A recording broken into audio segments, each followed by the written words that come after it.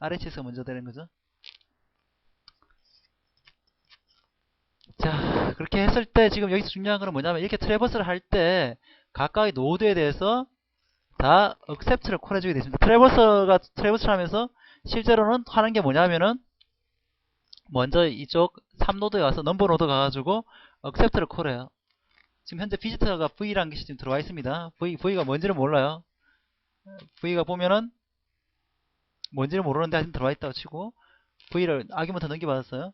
그러면 얘를 먼저 밟아요. 그러면 얘가 여기서 accept를 콜하면 얘가 뭘 하느냐? 지금 콘크리트 엘리먼트 A랑 콘크리트 엘리먼트 B는 어느 게 지금 그 엘리먼트 스페시픽한 그 메소드죠? 오퍼레이션 A랑 오퍼레이션 B가 완전 서로 상관없는 메소드가 정의되어 있죠? 실제로 하고 싶은 거는 오퍼레이션 A랑 오퍼레이션 B라는 거죠. 그래서 그걸 누가 하느냐? 그건 자기가 자신밖에 모르는 거죠. 그래서 얘들은 다 accept만 콜하는 거예요. 그러니까 나는 이제 돌며 트래버스를 하면서 accept를 콜하면 얘가 내부적으로 이걸 콜해요. 비즈트 콘크리트 엘리먼트 A 이걸 콜합니다.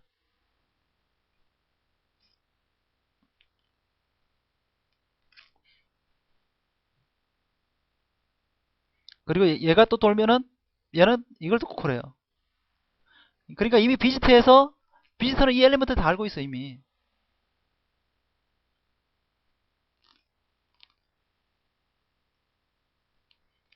실제로 뭘 할까요? 이 안에서는 그것도 이 안에 하는 비지터에 따라 다른데 자 이때는 뭐가 되느냐 하면은 비지터는 그러면 이제 비지터는 실제로는 얘 추리를 이미 알고 있는 놈이고 이 방문객은 각각을 다 방문하면서 내가 하고 싶은 일 차례대로 이 순서대로 하면 되는 거거든요.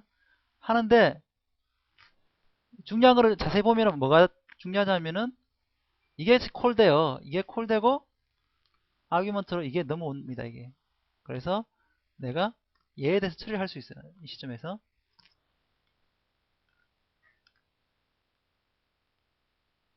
그래서 내가 어떤 놈은 A에 대해서 오퍼레이션 A를 콜할 수 있겠죠. 여기서. 어떤 놈은 여기서 B에 대해서 오퍼레이션 B를 콜할 수가 있고 뭔가 이 콘크리트 클래스, 콘크리트 엘리먼트 A, 콘크리트 엘리먼트 B라는 이 콘크리트 클래스에 대해서 뭔가 오퍼레이션 할 수 있는 겁니다. 그죠? 그리고 동시에 비지터가 처음에 주어진 비지터가 뭐였느냐에 따라 가지고 그죠? 얘 비지터 자체가 하이어키를 가지기 때문에 또 비지터에 따른 서로 다른 비헤이브를 할 수가 있는 거죠.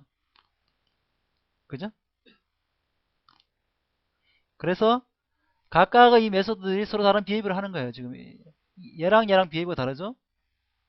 그죠? 얘랑 비헤이브 A랑 B에 따라서 내가 방문한 노드가 어디냐에 따라서 비헤이브가 달라지고 그리고 주어진 비지트가 누구냐에 따라서 또 비헤이브가 달라진다는 거죠. 그래서 이걸 더블 디스패치라고 부른다는 거죠.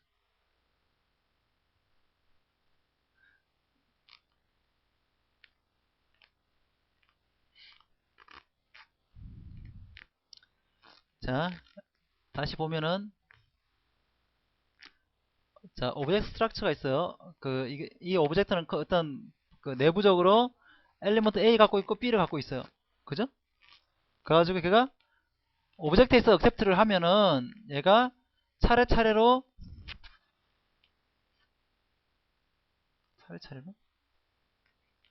내부적으로 뭐 비지터 콘크리트 엘리먼트 A 이걸 콜하겠죠. 그러면은 아까 얘기한 대로 얘가 이 비지터가 이 주어졌던 비지터가 내부적으로는 보고 오퍼레이션 A를 다시 얘한테 콜합니다. 그리고 또 그 다음에 B에 대해서 accept를 또 콜해요. 그러면은 어 뭐 아까 금방 얘기한 대로 되는 거죠. 그죠? 그런데 지금 현재 다른 점은 지금 오브젝트 스트럭처가 accept를 각각 콜한 걸로 돼 있는데 A에 대해서 한번 콜하고 B에 대해서 한번 콜했잖아요. 이렇게 할 수도 있고 아니면 이 트래버스를 하는 전문가가 그러니까 이게 패턴 중에 이런 게 있다 그랬죠. 전문가 엑스퍼트 패턴이라는 게 있다 그랬죠. 트래버스만 잘하는 프리오더든 포스트오더든 인오더든지 그걸 따라서 하는 그 전문가가 이거 콜할 수도 있는 거고요. 뭐 이게 그 컨테이너가 콜하든 그거는 이제 그 중요한 문제는 아니고 어쨌든 여기에 따라서 이 비지터가 줘주면 이 비지터 스페시픽하게 각각의 엘리먼트에 대해서 각 스페시픽한 다른 비헤이브를 할 수 있다는 거죠. 다른 비헤이브. 여기서는 다른 비헤이브가 오퍼레이션 A와 오퍼레이션 B를 얘기하는 거죠. B에 대해서는 오퍼레이션 B를 하고 A에 대해서는 오퍼레이션 A를 했다. 그 각각의 콘크리트한 클래스에 대해서 다른 일을 한 거죠.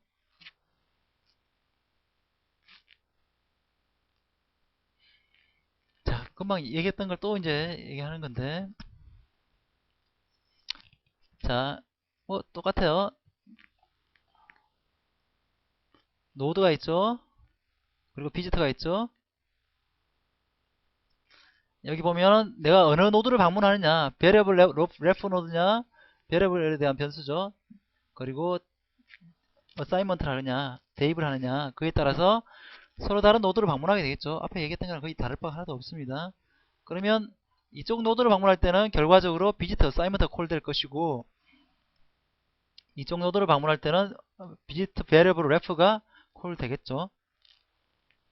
그래서 실제로 이제 일단 비지터의 종류를 한번 이름을 한번 볼까요? 비지터가 각각을 방문하면서 얘가 뭘 하느냐, 타입 체킹을 하는 비지터가 있네요. 얘는 각각의 어사이먼트 노드가 실제로 어사이먼트를 했는데 얘가 캐스트가 제대로 된 건지, 아니면은 그 뭐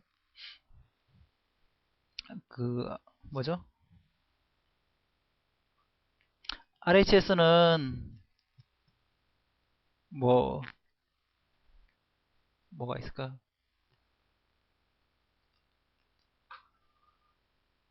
인트인데 그 LHS는 바이트다. 어? 그러면 어떻게 되죠? 에러 나죠? 어? 그 이게 뭐라 그러지? 인트를 바이트에 넣으려고 하면 에러 나잖아요. 그 뭐가 되죠? 그 타입을 이렇게 정보 손실이 발생하기 때문에 컴파일러가 에러 내죠. 그죠? 그거 하는 게 얘도 이제 컴파일러 일부라 생각하면 그러한 타입 체킹하는 비지터가 있을 것이고요. 아니면은 숫자를 또 문자열이나 이런 거를 쓸 수 없으니까 뭐 RHS는 문자열인데 LHS가 숫자 다르면 그때도 에러 낼 것이고, 그런 걸 하는 이제 비지터가 있을 수 있을 것이고요. 거기 아마 어사이먼트에서 이루어지겠죠. 마찬가지로 뭐 베리어블 레퍼런스도 현재 적합한 그 레퍼런스를 확인할 수 있을 것이고, 얘는 좀 다른 일을 하네요. 똑같은 노를 하지만 코드 제너레이션을 해요. 그에 맞춰가지고 어사이먼트를 하면 실제로 이걸 어사이먼트 코드를 C 코드를 만들어주는 놈이 하나 있을 수 있고, 한 놈은 자바 코드를 만들어준다든지 뭐 이런 거 할 수가 있겠죠. 그 신텍스 트리가 만들어져 있으면은, 네, 뭐 하여튼 두 가지 약간 서로 다 다르지만 그건 비지트에 의해서 결정이 되는 거죠. 그 비지트에 의해서 결정이 되고, 각각 그 일들은 어느 노드를 방문하냐에 따라서 그 스페시픽한 일을 하게 될 거란 거죠.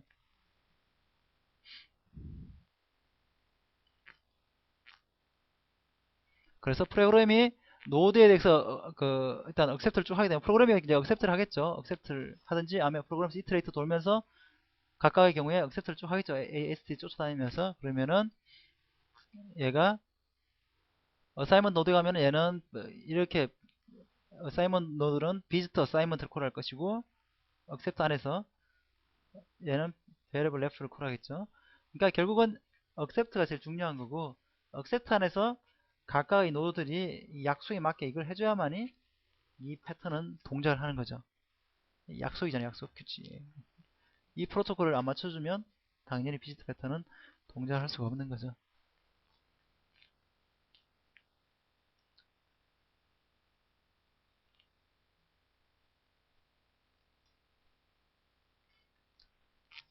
네.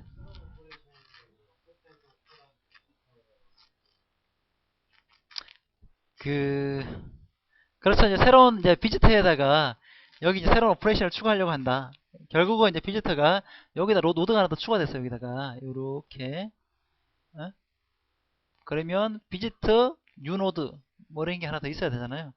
그럼 비지터는 얘가 아직 모르는 거니까 여기다 만들어주면 되겠죠. 비지터 뉴 노드 하면 되고, 얘가 액셉트해서 비지터 뉴 노드를 콜해주면 되겠죠. 그죠? 실제로는 기능 추가하는 게 그렇게 쉽지가 않은 게, 일단 그 비지터 패턴을 쓰려고 하면은 그 전제 조건이 있어야 되는데, 이 노드가 유한해야 돼요. 일단 그죠? 이런 노드 타입들이 유한해야 되고 자주 변하지 않아야 돼요. 한번 변할 때마다 비지터 다 고쳐야 되는데 빡세잖아요. 그걸. 만약에 지금 노드가 아까 전에 그 뭐 일반적인 뭐 익스프레션 하려고 하면은 실제 노드가 뭐 이렇게 한두 개가 나오는 게 아니라 굉장히 많이 나오게 되잖아요. 뭐 적어도 열 몇 개가 나올 텐데, 그러면 메소드가 열 몇 개 되는데 그거 하나씩 더 추가되면 쫓아다니면서 다 고쳐야 되는데 이게 자주 변경되면 안 되겠죠, 당연히. 그죠?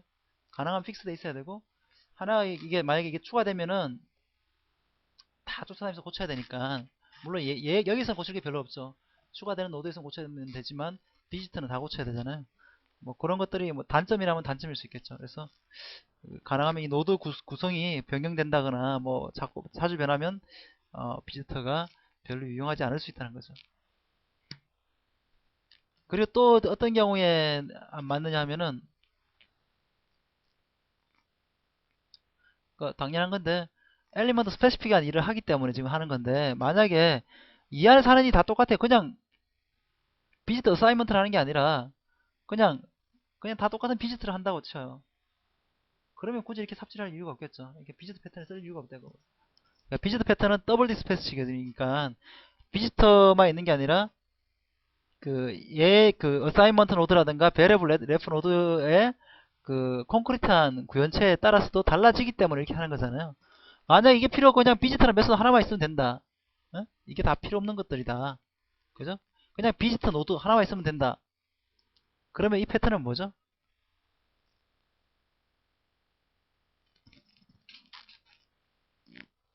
그때는 더블 디스패치가 아니고 비지터 패턴이 아니고 뭐가 되죠?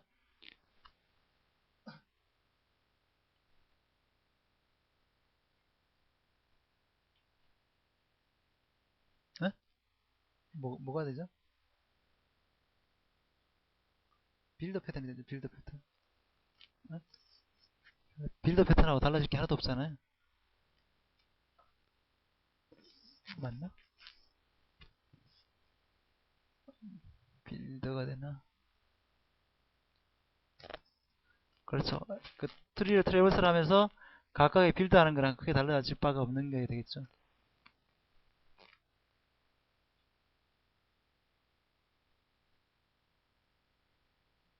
음? 빌드인가? 전모 시간에 모르겠어.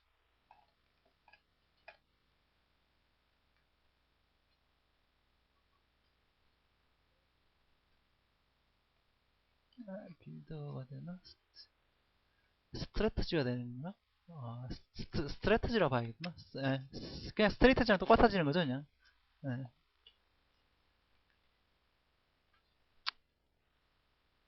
여기 주어지는 이 비지터가 실제로는 비지터가 아니라 어떻게 보면 스트레트지가 되는 거죠, 이렇게 되면. 그죠? 구성만, 이렇게 억셉트하는 구성만 비지터 걸 흉내내 냈을 뿐이지, 실제로는 더블 데스패치가 발생하지 않는 거죠.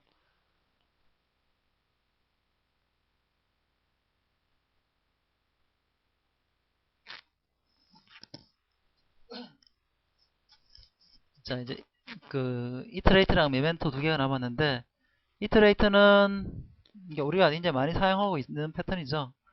어떤 뭐 자료 구조를 트래버스라는 어떤 순서에 대해서 순차하는 그 순서에 대해서 패턴화한 거고 그 방법은 사실 굉장히 잘 알고 있을 거고요. 어, 그러니까 그 어떤 그 여러 개의 오브젝트로 구현된 그 집합체 군집체의 내용을 순찰하는데 그 내부 표현을 알지 않고 순찰하는 방법에 대해서 패턴화한 것이 바로 이터레이트 패턴인 거죠. 우리가 그 뭐 리스트라든가 맵이라든가 셋이라든가 이런 쪽에서 다 이터레이트를 쓰고 있는데 그 뭐 트리도 마찬가지고 굉장히 많이 쓰고 있는 패턴이고요. 우리가 이미 잘 쓰고 있는 패턴이라고 볼 수 있고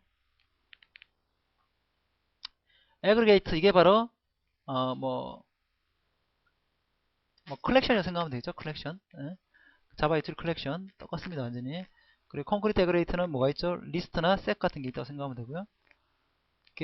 그래서 컬렉션에서 이터레이트라는 인터페이스가 디파인 되어 있고 실제 각각의 리스트라든가 어레이 리스트라든가 해시셋 같은 데서는 이터레이트를 구현을 했겠죠.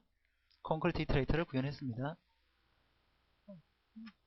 그리고 그 메소드는 이터레이터는 뭐 이렇게 first, next, is done, current item 이런 게 있는데 요거보다 좀 더 간단하게 돼 있죠. 실제로는 head next, next 요거 두 개지만